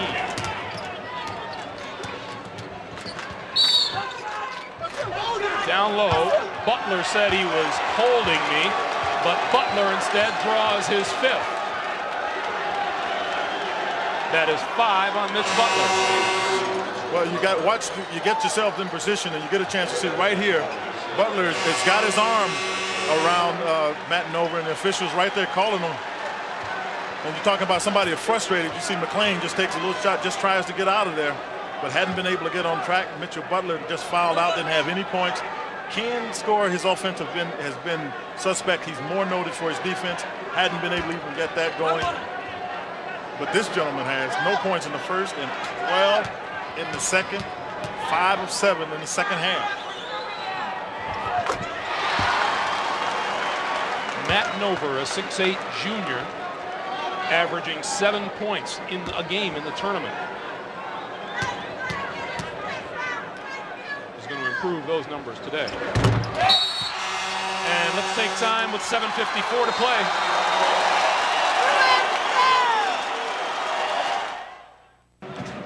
Welcome back to the pit. Greg Gumbel along with Quinn Buckner, and with Indiana with a pretty good lead. You'd have to say that this is the best that they've played in quite a while. Well, I think it is the best they've played in a long time. They're playing with so much more confidence, Greg. They thought coming into the season that they would have a good chance. I thought they would at least get to the regional finals, but I didn't know they were going to be this good. They have had the answer for UCLA on both sides. Offensively, they've been able to find other people to get in the game, and defensively, they've just swarmed all over UCLA.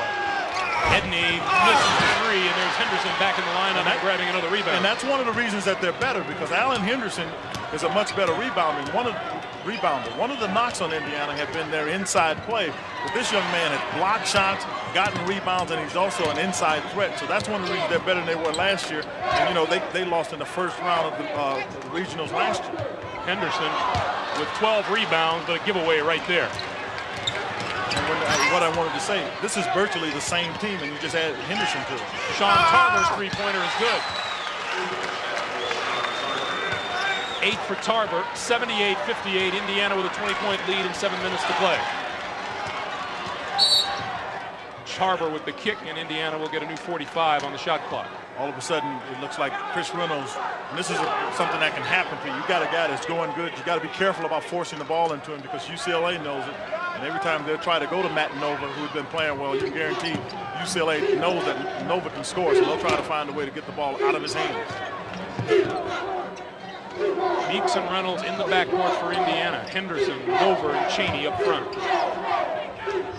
Open the court up. What they did was open it up with a low back pick. One of the things Indiana likes to do, set a back pick, and if you switch it, then the guy may pop out for a jump shot. If you don't, the results were just as you saw. The plane shot doesn't go. Madkins has the loose ball and tries to go back up with it and is fouled. If you look on the right side of your screen, you'll see that there'll be a little back pick, and you see that the defense just doesn't react. Actually, what it was is Don MacLean just fell asleep, expecting someone to step out, allowing Calvert Cheney to step in there. But Indiana normally back picks over there, and I think that's what MacLean was expecting to happen, and it didn't, and he let his man go. And MacLean and Tarver were left looking at each other.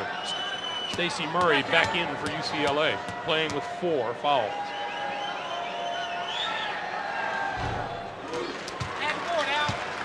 Tomorrow, the Cincinnati game, I've seen both of those teams play, and they'll be playing at up tempo. But Michigan, Ohio State won the conference, the Big Ten Conference this year, with Indiana losing to Purdue. But a lot of people think that Ohio State is pretty good. But I tell you what, you cannot overlook Michigan, because those young men can play some basketball. They are in a spectacular effort when you consider Chris Webber didn't have his normal production, and they beat a very good Oklahoma State team last night. And I thought that would be a good test for Michigan, because Oklahoma State can run up and they'll play the up and slow down tempo, and Michigan was able to match that and obviously came away with the victory. Alan Henderson. Henderson has 8 points. Tarver, his second straight 3. Well, maybe Calvert Cheney would figure that Tarver can make that shot, because he hadn't come out to guard him yet. And the foul at midcourt on Martin. That's 2 on Derek Martin. Quinn, should Indiana go on and win this game, presents more interesting matchups in the first game of that, or one semifinal game of the Final Four, whether it's Kentucky or Duke. Well, it does present that. Kentucky and Indiana, that's a rivalry that has gone on for many, many years. So that, that makes it a good show from that perspective. But when you're talking about playing against Mike Krzyzewski at Duke, you're talking about the guy that gave Mike Krzyzewski and Bob Knight gave Mike Krzyzewski a lot of the things he's learned in addition to some other coaches that Mike has been around, like Hank Merry Eisner. Christmas, Quinn. It's March or what? This must be March Madness here. Merry Christmas. Thank you very much. 84-63, 5.5 to play. Madkins. Gerald Madkins has 18 points. Gerald Madkins wasn't able to really continue going offensively early, and that got him in some trouble in terms of what UCLA wanted to do, Greg, because they were never able to get the ball inside. And I didn't think that was going to be a bigger problem because I thought UCLA would be bigger targets. They just couldn't do it because Indiana played good defense. That's 4 fouls on Gerald Madkins, who has really been the only one to score with any consistency for the Bruins today. Well, he started scoring. He missed a shot, and then he got going. But he wasn't able to get going on the side that either McLean or Murray were on. So they were never able to get off. And that's what's important, not only that he scores, but that he gives his scorers an opportunity to score. And he didn't do that. Kentucky and Duke coming up next. You see Kentucky bombing from outside. And I'll tell you what, overall team quickness, Duke is as good as anybody in the country. I mean, they like to turn their defense and their offense and just run it by you. McLean fouled as he took it down low. And the foul is on Jamal Meeks. I'm sure the conversation with Jamal Meeks is, look, there is no need to foul at this point. If somebody's got a break, stay in position, but don't reach. The last time Indiana played UCLA in a regional final was 1987. And Indiana went on to win its 5th national championship, 3rd under Bob Knight. That's when they played Syracuse down in New Orleans. Keith Smart made his jump shot.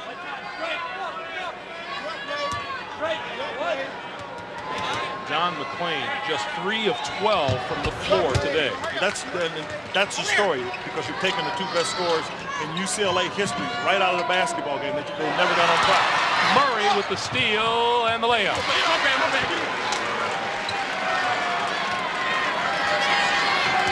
86-69. And the foul in the backcourt is on that man flat on his back, Sean Tarver.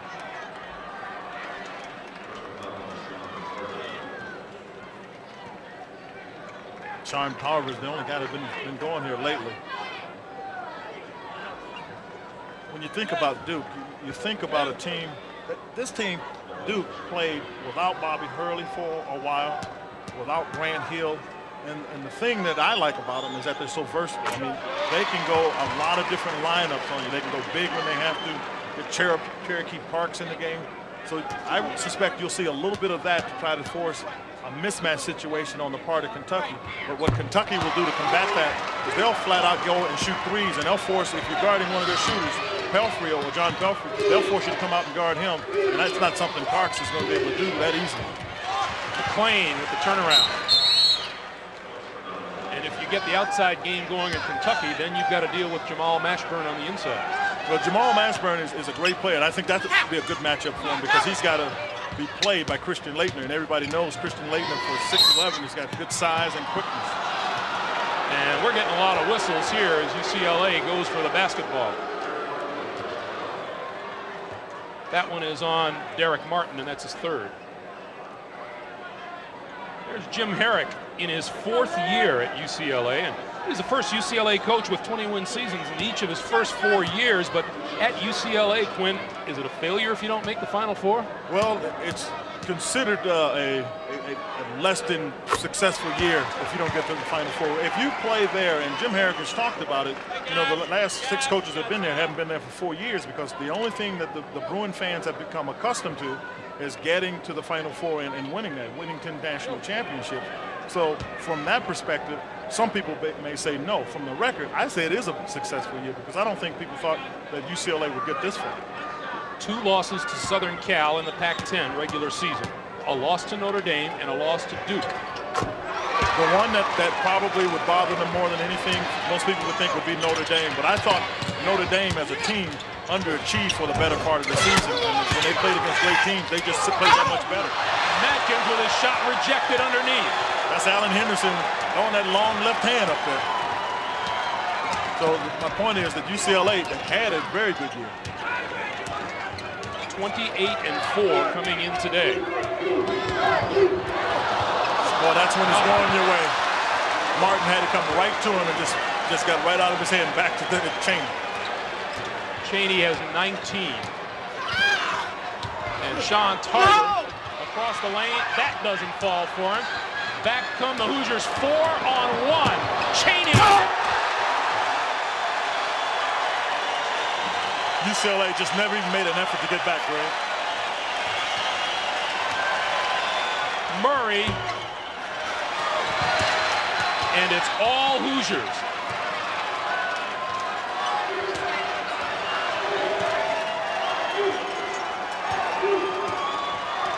Greg, I thought this game was going to be a 6-8 point game at the max. When UCLA came out and couldn't buy a basket, and I got to tell you, Indiana played well, as you just see a foul taken on MacLean. And that's another foul of frustration. And yeah, you've got to call that a frustration foul. But it was totally unwarranted. MacLean has kind of been doing those kind of things all game. And they called it an intentional foul on him. It began with a little pushing and shoving out front with Chaney.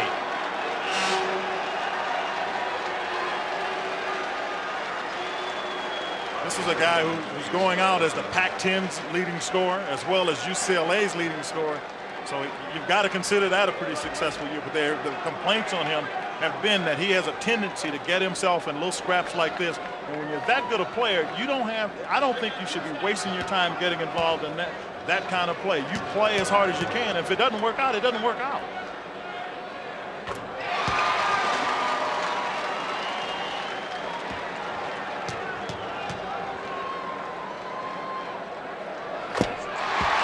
Nova puts 2 more on the board. 3:23 remaining between Indiana and a trip to Minneapolis.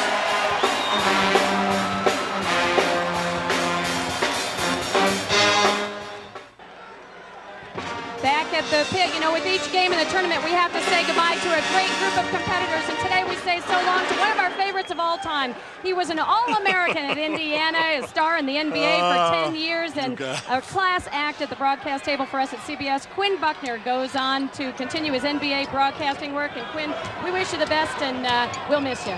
Thank you very much. You guys are too much. You've been trying all day to get me. You finally got me. Thanks, Andrea. Andrea, you got that right. I wish I could tell you how many people at CBS have called and said, pass on our best wishes to your partner who has contributed an awful lot to us, taught us an awful lot about the game of basketball, and of course we value that plus his friendship, and you know I'm right up there at the top of the pack. Guys, don't make me water here. This is I appreciate it. Don't worry, that's all you're getting. Calbert Chaney with a 2. Calbert Chaney with 23. Hey, while we have this opportunity, I'm in a debt of gratitude to CBS and all the people who've just been wonderful for me. The only reason I got a career is because you people have been so kind and have been a friend. And Greg, you've been a part of that, and Teddy and Neil. I could go down the line. I just thank you very much, all of you, for your support.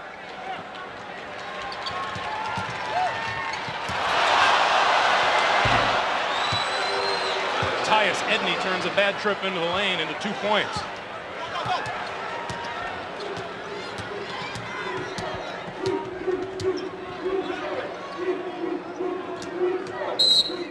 And the whistle blows with 2:10 to play. And that's on Gerald Madkins. And that's number 5 on Madkins. Yeah, I think it is. You know, he's played a good game, and he'll have a good career when he goes to the next level, I think. I mean, I've talked to some NBA people about him, and they think he can play there because he can shoot it. And if you come in at the next level, the NBA, the thing you've got to be able to do is defend. And he can do that first and foremost. You know, it's a tough time for him. You know, you go out of here, but you can hear as he's going out and getting some hugs and relationships put together at the end. Gerald Madkins closes out his career at UCLA. Meanwhile, Calbert Chaney getting quite a reception on the Indiana bench.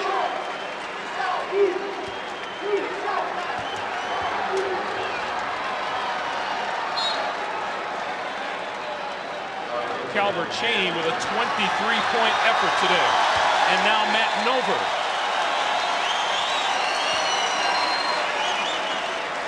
Who had 16. And Jamal Meeks at the line. Ray, you know, I have talked to Coach Bob Knight many times, and I had the sneaking suspicion he felt this team could get to the Final Four. I mean, you know how you can just talk to people and just tell how they talked about him, and he talked about deficiencies with a sense of these are things that are correctable and they're things that will make us difficult to believe. So some people may be surprised. I'm not nearly as surprised as probably most people, because I just heard that sense of probably getting there and talking with him. Blocking foul on number 30, Todd Leary, a 6'3 junior, seeing his first action, and Bob Knight still hard at work teaching on the sidelines. We've talked about this before. The season-ending loss to Purdue cost them the #1 seed, cost Indiana the #1 seed in the Southeast. It may have been a blessing in disguise for Indiana to travel out to Boise. Well, not that any of the regionals are not difficult, but I thought so for sure, because going out to the Southeast would have been, I thought, a difficult route. This way they come in here, they've got some people that they know that they can play against, and I just think there's a little less pressure coming in here for these young men coming in as the #2 seed as opposed to the #1 seed. But the loss also made these guys focus a great deal more on what they had to do and how hard they had to play to just have any kind of success during the tournament. Coming up on the post game, we'll have more from the studio as Ed O'Bannon commits the foul, reaching over Jamal Wilkes. Two-way talk with Jerry Tarkanian. Oh, is that a happier hair, Candace? What about that big piece of gum he's got? My goodness. That's why he hurt his chin trying to chew that gum. And on the other side of the court, there's always a different reaction. Yeah, it is, because for some of the guys, I mean, you get here and it's like, all right, we got a shot to get some things done. And UCLA had such a great year that they felt that they were smack dab back into the Final Four. The big round of applause was for breaking 100, which says something about Indiana, because once they get 80 points, it's one thing. But I told you, at 7:58 to go, they had 79 points. So they've been able to shoot the ball great accuracy. They've been averaging almost 90 a game for the tournament as Edney hits the follow.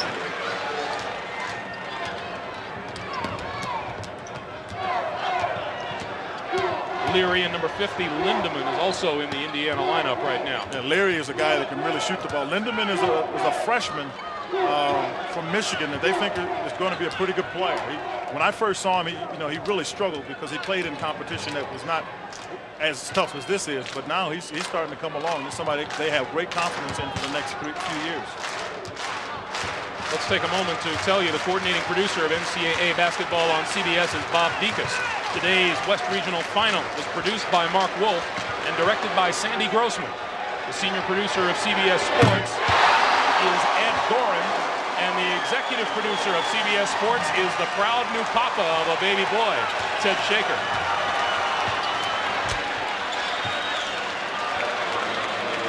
"45 seconds.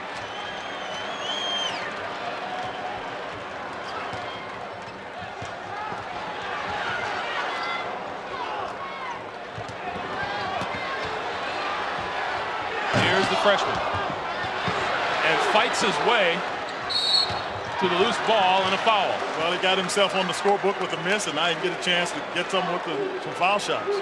Our Chevrolet players of the game today: Matt Nover from Indiana, Gerald Madkins from UCLA.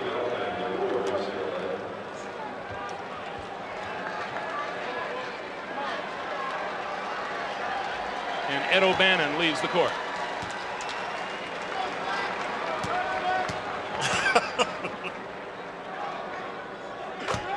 Lindemann hits it.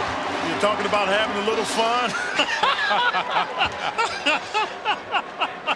The fuss this week. The fuss this week. Oh, my goodness. Was Bob Knight playfully taking a whip to the backside of Calvert Cheney. Calvert returns the favor. Not only returns the favor, Ray has no chance that there was any ill intent when those two guys were playing. And that was what Bob Knight was trying to show with that little movement on the other side. Henderson saves it. No need to shoot it. They're going to get it to the freshman, who was fouled with 3.3 to play. Well, we know there was no ill intent But let's just see what comes of those latest pictures, shall we? You can always find someone to complain. 105-79.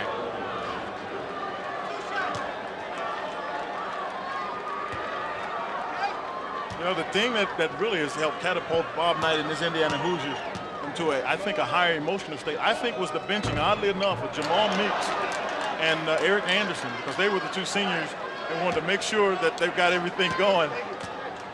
And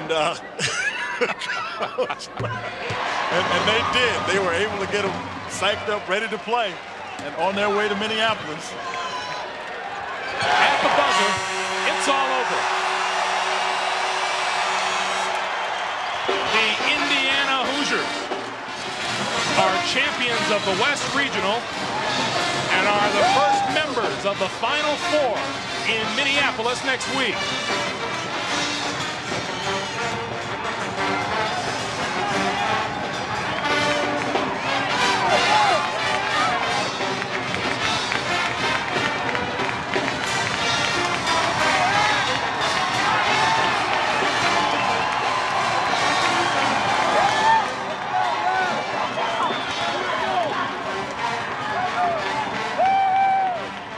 The West bracket is complete. Second seed Indiana with a win over Florida State Thursday night and a 106-79 victory over UCLA here this afternoon. Champions of the West, the Indiana Hoosiers. For Quinn Buckner and Andrea Joyce, I'm Greg Gumbel. Pat O'Brien back in New York after this. Minneapolis, as they, boy, I thought UCLA would show up today, but they sure didn't do that. Let's move ahead, though. We were talking last night in the taxi cab. Bobby Knight just loves this. He's got him primed, and he's setting a trap. He's back in the Final Four. The last 3 times he's gone to the Final Four, he's won the whole thing, setting the trap. And if Duke wins the next game, I think you have set up Indiana-Duke, one of the great storylines in the history of this tournament when they would meet next Saturday. Over 4 games, our research people tell me, 22-point margin of victory. The key here was when you take a look at the 42-point turnaround from November to now, they just had great balance, great intensity. They got off quick rebounding. They got off quick getting the points to the right people. One of the greatest wins ever for Bob Knight. And we talk about how he's focused his team and focused the attention on him. Is that a factor here? I think it is. I think he felt that that was the way to bring this team along. And, Pat, you know, people talk about him getting too much credit and stuff. He's that good. I mean, he's every bit as good as everybody makes him to be. He proves it all the time. And the kids love him, right, Digger? They really do love him. And let me say this. Either game, Mike, I disagree. Because Kentucky, they lost that close game to Kentucky. And I'm telling you right now, they'll take Duke or Kentucky for the championship. Well, he's standing by right now with Quinn Buckner out in Albuquerque. Let's go there. Quinn, you're on. Coach Knight, your team just came out and played a tremendous game. UCLA, it looked like a pretty good matchup. Did you have a feeling you guys would come out and play this well? Well, we used to occasionally when you were playing. And kind of reminiscent of when you were playing. We had some kids that really, we weren't a very good team 2 weeks ago when we played. And I think it's a tremendous credit to these kids, the underclassmen that picked up where we hadn't had really good leadership and got us going in the tournament to get started at Boise. And then I'll tell you, with that start that we got from our underclassmen, Quinn, I remember when you were a sophomore and you and Steve Green were our captains. And these underclassmen came back and really did a good job. And then Meeks and Anderson really picked up. And I got to give those kids a lot of credit because they could have kind of saw I wasn't real easy on Meeks and Anderson after the final regular season game. Then when we got back into tournament play, I told them, I said, hey, you're going to play when we need you, and you got to play your butts off when you play. And the 2 kids, as seniors, have come back in these 4 games and just played extremely well. That's great for them. Well, Coach, I want to tell you congratulations. Good luck to you in Minneapolis. And, Pat, back to you. All right, Quinn, thank you. We knew he'd get that interview, right, from Bob Knight. It looks like he's having a little fun celebrating going to the Final Four. We'll be back here in a minute. Stay with us. Jerry Tarkanian coming up.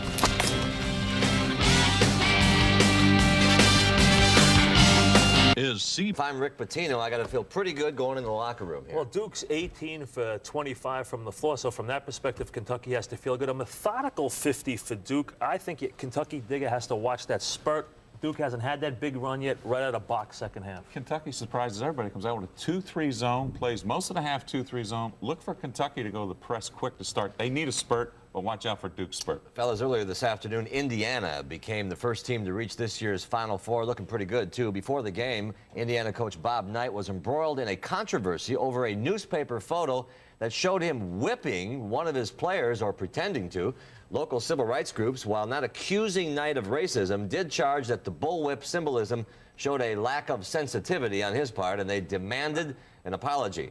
Here's how Knight responded at his post-game press conference a few minutes ago.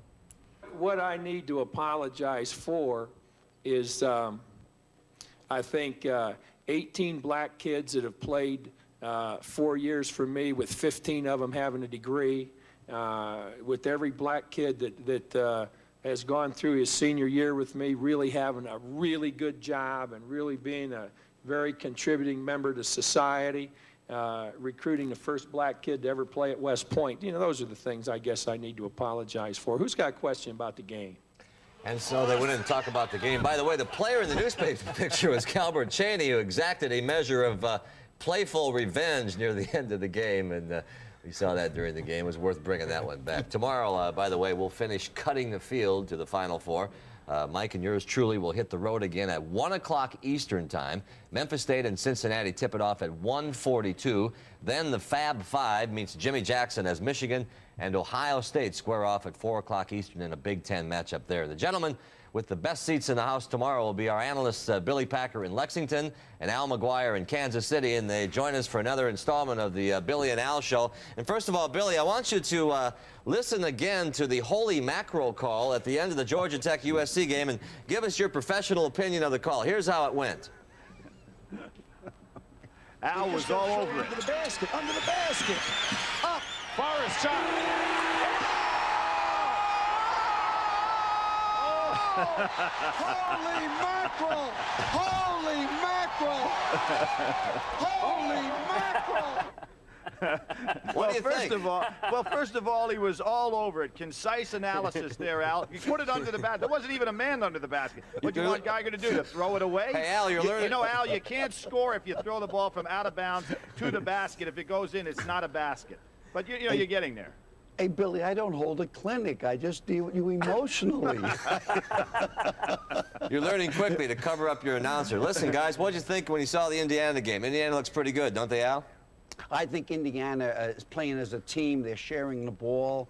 And Alan Henderson, he's a keeper. I like the way that he's clearing the boards and he's blocking shots. They'll be very difficult to beat. One of the big things, Pat, on this is that they lost their last game before coming into the big dance. That's very, very important. I feel they will have a banquet, but... Billy? Well, one of the things that I thought about watching that game was back at the game in Springfield early in the year. Fortunately for a coach like Bob Knight, and there are others around the United States, they have great security within their job.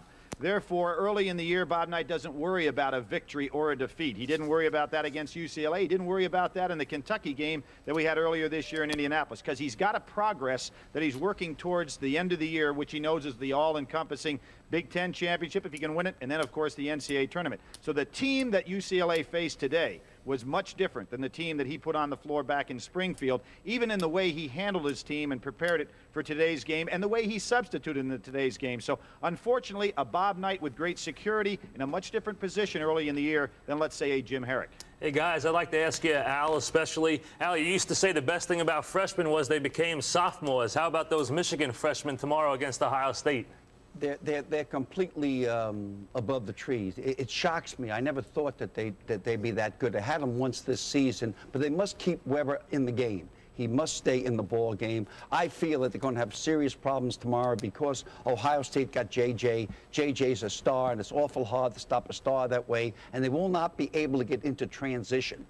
They'll definitely take the transition away from Michigan.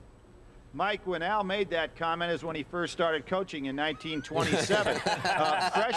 Freshmen today at age 18 are nowhere near what they were back when Al coached. And what I see with this group, and these 5 young men this morning, by the way, were at a press conference. Maybe one of the classiest things you'd ever want to see of a group of 18-year-old kids responding to the press in the way that they did. Chris Webber being their leader in regard to not only the way he plays, but also as a spokesman.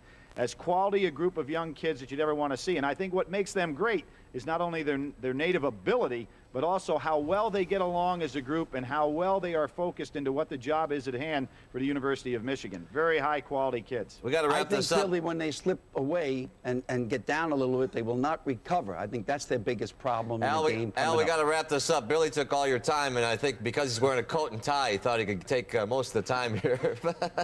Thank you both. We'll see you tomorrow. Have a good time, okay? Thanks a lot. Thank you. Al McGuire and GQ, Billy Packer. We'll see them tomorrow. Right now, the road to the Final Four continues after this. Stay with us. But didn't throw many of those up this year. And then from the free throw line, only barely draws iron. Herrick's team in a hole all day long. Indiana, meanwhile, moving the ball well on offense. Alan Henderson takes the feed from Jamal Meeks. The tough two inside. He'll get fouled. McLean played hard, but the Bruins just not strong enough inside to deal with Indiana. The Hoosiers moving the ball well. Damon Bailey penetrates, dishes out. Then he gets three for the three right here. Buries it, and Indiana won it going away. 106-97, their first Final Four since 1978. Don MacLean for UCLA held to 12 points, and Calvert Chaney had 23 for the Hoosiers. They will move on. They will take on Duke in the semifinal game on Saturday. Meanwhile, our regional final game, it is USC down big. We talked about what they have to do to adjust on defense, but what about down 17 offensively? What do they have to do in the second half? Well, I think against a very good denial defense at Stanford, Marianne Stanley might think about spreading the floor, bringing everybody above the foul line, running some backdoor cuts just to get her team into the offense. Has been very difficult, especially when your point guard Tammy Story's on the bench and you have to keep bringing new players in. Very difficult with Lisa Leslie also on the bench, and she needs to establish herself also.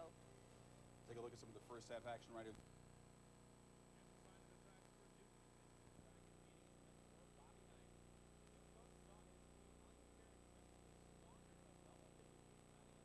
The great game. For all night's theatrics during this year's tournament, it was his team that stole the show today against UCLA in the West Region Final. This one being played in Albuquerque, and early on it's the Hoosiers, big men in control. Look at Eric Anderson. Get the tip in off the Alan Henderson miss, and then there was more Henderson to come. Off the board, and he gets the tip in off the miss Jay. Indiana up by 9. Bobby saying, I'm just going to sit here and watch my guys get more. UCLA stone cold early. Sean Tarver with the miss. Damon Bailey starts the break. Chris Reynolds wraps it up. The Hoosiers up by 14, and the Bruins were starting to lose their composure. Don MacLean having a few words with Jamal Meeks. Just before the half, Damon Bailey airs out the three, but UCLA's Tyus Edney flies down the court, gets a jumper to fall just as the buzzer sounds. Still, the Bruins were down 44-29 at the break. Didn't get much better second half. Tracy Murray, that's air. Then UCLA's defense would break down at the other end. Matt Nover was able to score 16 points in the second half as the Hoosiers built a 24-point lead. And how about this? Calvert Chaney icing it with the huge jam off the 4-on-1 break. Look at this. How happy are the Hoosiers? Calvert Chaney's happy. Laying the towel on Bobby Knight. I don't know if you want to do that to Bobby Knight, especially in the condition he's in lately. The Hoosiers have an answer for the beating they took at the hands of the Bruins in the season opener, winning 106-79. This is a much different Indiana team now, finding itself in the Final Four for the first time since its championship year of 1987. They were ready today. They were prepared, but please, don't say they had their game faces on. In my entire adult life, I've never used the expression game face, so I have no idea what it means or what you're supposed to do.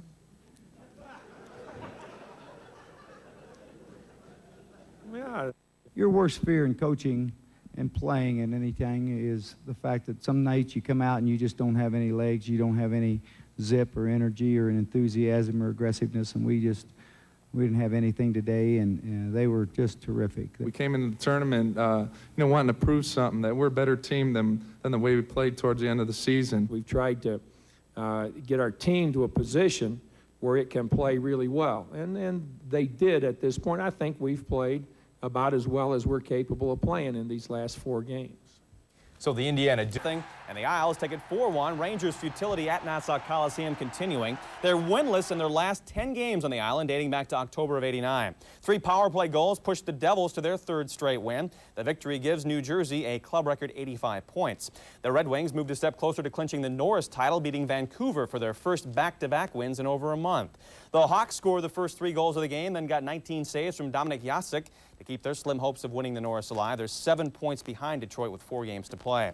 Calgary hands the Stars their 5th straight loss. The Flames are trying to gain the fourth and final Smythe Division playoff spot. Grant Fuhr, 24 saves for Toronto. The Leafs just 2 points behind the Stars for the last Norris playoff spot. And at the Garden, the Bruins bolstered their hold on second place in the Adams with an overtime win over the Sabres. Bob? Time for the play of the day, and the Pod Squad took a vote and decided to regurgitate one from earlier in the show, and it's a pretty easy one to swallow. Back to the Duke-Kentucky game. Grant Hill inbounds to Christian Laettner, and his time is running out. The fake to the right, the turn to the left, and he puts it up, leaving his hand with 0.2 of a second, going through with none to lift Duke into the Final Four for the 5th consecutive year. That is a play of the day and a possible play of the year contender. We'll be right back with the updates and some final words, so don't go away. For those interested in a Highline Japanese car, Audi offers an alternative, the all-new Audi 100 V6. The first German automobile designed to not only turn heads, but opinion as well. The all-new Audi 100 V6. To drive it is to take control. You see, I figured it was another tie. But when I open the box, I see this thing that looks like a baby typewriter. So I ask, what is it? She says it's a Brother P-Touch. She says it's a new electronic labeling system that makes adhesive labels in 5 sizes, 4 styles, and lots of colors. First, I labeled file folders, computer disks, my videotapes. I can't. You gotta help me with this problem. What problem?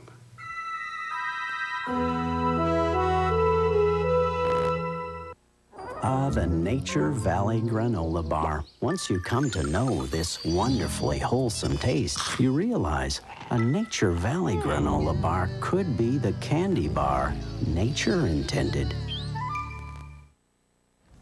Time now for our update segment. We've got 4 NBA games in progress. Want to take a look first at the Suns Nuggets from McNichols Arena. It's late, where the visiting Phoenix Suns are on top of the Nuggets by the score of 119-99. The Suns, of course, looking for their 4th straight win. Moving on the scoreboard, it's tied in Portland between the Rockets and Blazers, 52 apiece. The Sonics and Knicks going at it in the Pacific Northwest, with the Sonics holding on to a 2-point lead. New York has a 5-game winning streak on the line.